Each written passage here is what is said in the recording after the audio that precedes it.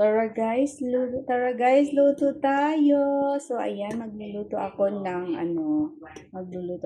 noodles na mayroong, ayan, merong gulay para naman healthy kasi ang ang ano kasi guys, tawag niyan, ang noodles kasi hindi kasi siya healthy pag parati tayo nakain.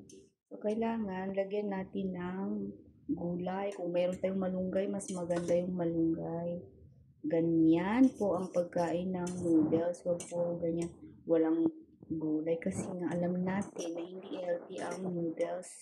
Pwede tayo kumain kung talagang gutom na talaga at wala nang ito lang kasi madaling maluto pero hindi po ito advisable na lagi kayo magkain ng noodles.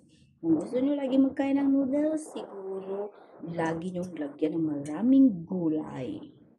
Ganun lang po siya kasi. Thank you guys for watching. Lunch time.